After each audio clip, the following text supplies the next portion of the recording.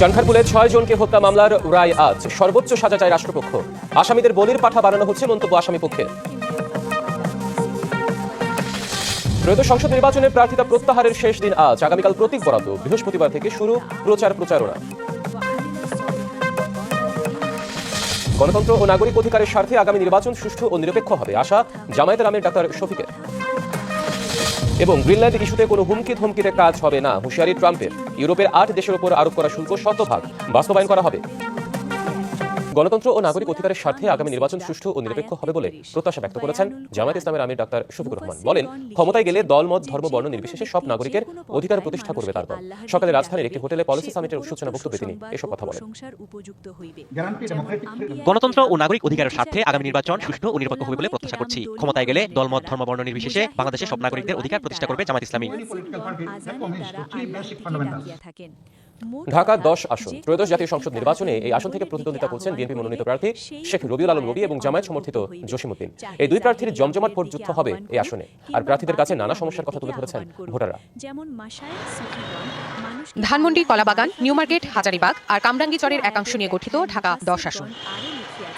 ধানমন্ডি কিংবা কলাবাগান এলাকার সুউচ্চ ভবন, ঝকঝকে সড়ক আর নাগরিক সুযোগ সুবিধা দেখে মনে হতেই পারে সাজানো গোছানো এই আসনের অন্য এলাকাগুলো, কিন্তু এলাকা ভেদে বহুমাত্রিক সমস্যায় জর্জরিত এই আসন। বিশেষ করে হাজারীবাগ আর কামরাঙ্গীরচরের বেশিরভাগ জায়গায় রয়েছে তীব্র গ্যাস সংকট, অপ্রতুল যোগাযোগ আর ড্রেনেজ ব্যবস্থা। কোনো কোনো এলাকার বাসিন্দাদের জন্য আতঙ্ক কিশোর গ্যাং। রাস্তাটা কত ময়লা দিয়ে আবর্জনা দিয়ে মানুষ হাঁটার চলার নাই, জিনিসটা হয়ে গেলে আমাদের জন্য খুব উপকার হবে। আর যে সরকারি আসলে আমাদের ব্রিজটা যদি কমপ্লিট করে দেয় তাহলে আমরা এই থেকে খুশি হব। লাইনে গ্যাস থাকে না, রান্না বান্না করতে আমাদের সমস্যা হয়।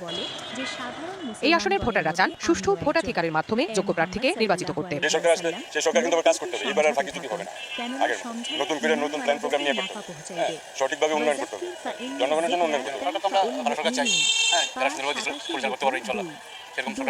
আর প্রার্থীরা বলছেন, কথার ফুলঝুরি নয়, ভোট যুদ্ধে জয়ী হলে জনগণের কাতারে থেকে কাজ করবেন তারা। এবং সমাজের নাগরিক হিসেবে আমরা পার্সেন্ট হচ্ছে না, কাজে এইসব অসুবিধাকে দূর করে সুবিধা সৃষ্টি করার জন্য জনগণকে সাথে নিয়ে জনগণের পরামর্শের ভিত্তিতে আমরা দ্রুত নিয়ে কাজ করি, পর্যায়ক্রমে আশা করি এই সমস্যার সমাধান। অধিকাংশ সমস্যা হচ্ছে তিতাস, ওয়াসা, এশিয়া, সিটি কর্পোরেশন এই কয়টাই ফাংশন করছে না।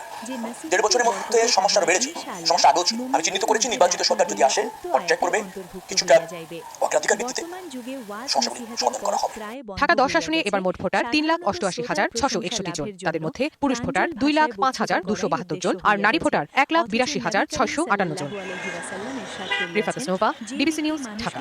দর্শক, সংবাদের শুরুতে জানাচ্ছিলাম আজ ত্রয়োদশ জাতীয় সংসদ নির্বাচনের প্রার্থিতা প্রত্যাহারের শেষ দিন।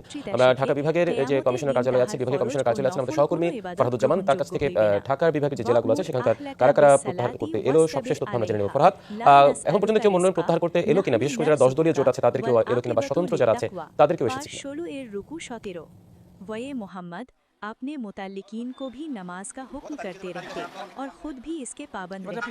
আজকে কিন্তু মনোনয়ন প্রত্যাহারের শেষ দিন এবং ঢাকা 13টি আসনের প্রার্থীরা এখান থেকে মনোনয়ন করেছেন এবং আজকে প্রার্থিতা প্রত্যাহারের শেষ দিন এবং এখানে কিন্তু তারা প্রার্থিতা প্রত্যাহারের পত্র জমা দিবেন। কিন্তু আজকে কেউ আসেনি, গতকালকে একজন এসেছিলেন এবং তিনি পারিবারিক কারণে প্রার্থিতা প্রত্যাহারের জন্য আবেদন করেছেন। আমরা জানি 257 জন মনোনয়ন কিনেছিলেন, এর মধ্যে 257 জন কিনেছিলেন, এর মধ্যে 219 জনের প্রার্থিতা রয়েছে, বাকি 62 জনের প্রার্থিতা বাতিল হয়েছে।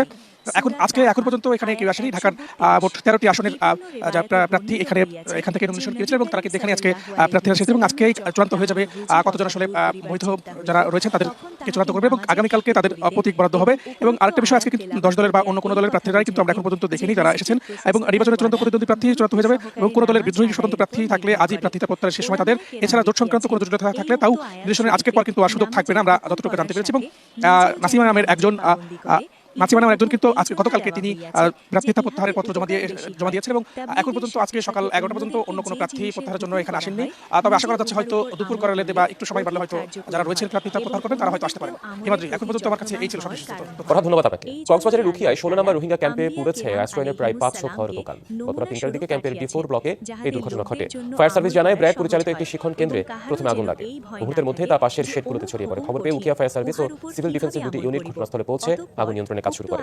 স্বেচ্ছাসেবকরাও তাদের সাথে অংশ নেয়। প্রায় 2 ঘন্টার চেষ্টায় আগুন নিয়ন্ত্রণে আসে। তার আগেই পুরো ছাই হয় ক্যাম্পের 448টি শেল্টার, 2টি মসজিদ, 10টি স্কুল ও একটি মাদ্রাসা। তবে এই ঘটনায় এখনো হতাহতের কোনো তথ্য পাওয়া যায়নি।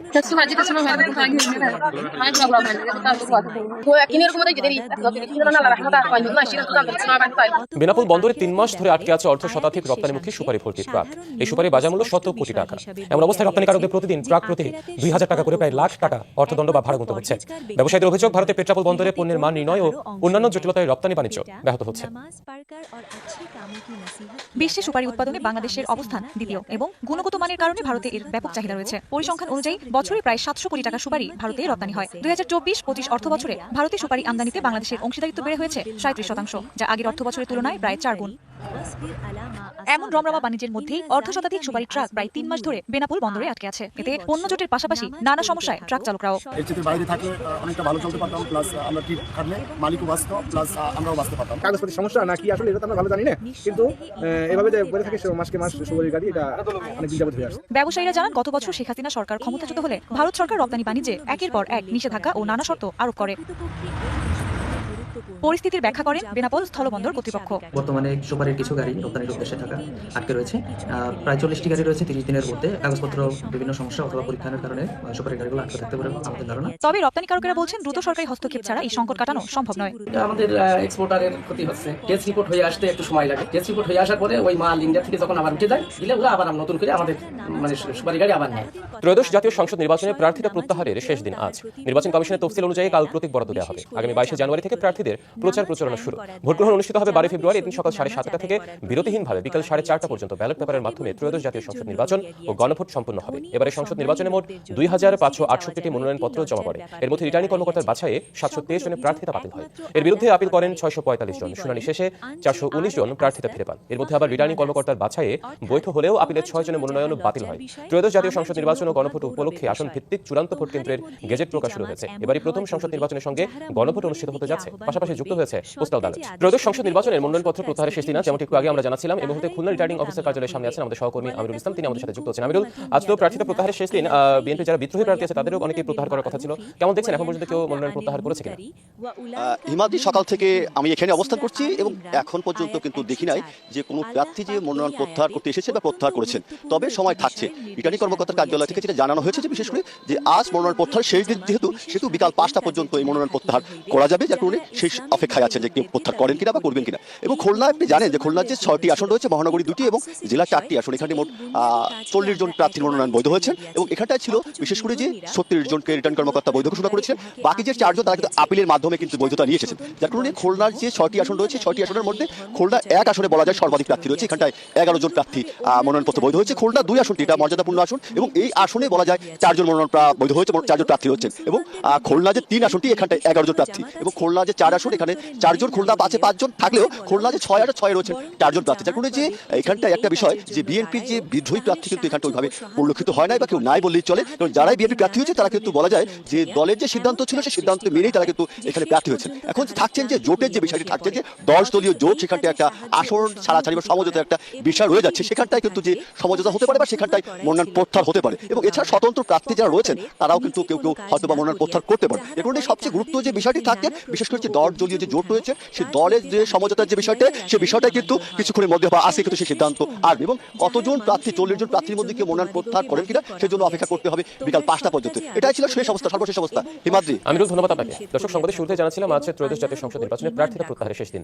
আমরা ঢাকা বিভাগের যে কমিশনার কার্যালয় আছে, বিভাগীয় কমিশনার কার্যালয় আছেন আমাদের সহকর্মী ফরহাদুজ্জামান, তার কাছ থেকে ঢাকার বিভাগের যে জেলাগুলো আছে সেখানকার কারা কারা প্রত্যাহার করতে এলো সবশেষ তথ্য আমরা জেনে নেব। ফরহাদ, এখন পর্যন্ত কেউ মনোনয়ন প্রত্যাহার করতে এলো কিনা, বিশেষ করে যারা 10 দলীয় জোট আছে তাদের কেউ এলো কিনা, বা স্বতন্ত্র যারা আছে তাদের কেউ এসেছে? কোরআন পাকের বিভিন্ন আয়াতেও এই বিষয়টিকে স্পষ্টভাবে কিংবা ইঙ্গিতাকারে বর্ণনা করা হইয়াছে।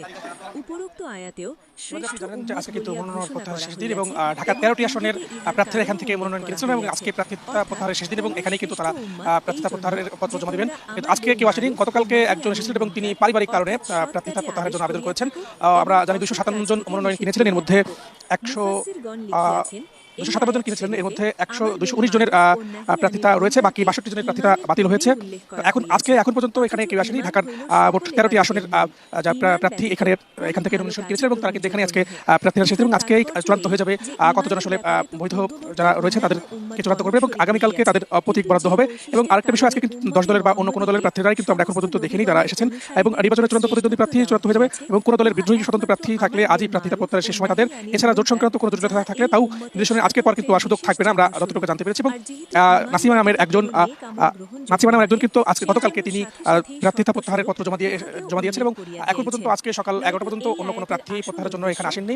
তবে আশা করা যাচ্ছে হয়তো দুপুর গড়ালে বা একটু সময় বাড়লে হয়তো যারা রয়েছে প্রার্থিতা প্রত্যাহার করবেন তারা হয়তো আসতে পারেন। হিমাদ্রি, এখন পর্যন্ত আমার কাছে এই ছিল সবশেষ তথ্য। অর্থাৎ ধন্যবাদ আপনাকে। ডিবিসি সংবাদে ছিল এখনকার মতো। ডিবিসি নিউজের সংবাদগুলো পড়তে ভিজিট করুন ডিবিসি নিউজ.টিভি আর ভিজিট করুন ডিবিসি নিউজের ফেসবুক পেজ এবং ইউটিউব চ্যানেল। সঙ্গে থাকুন।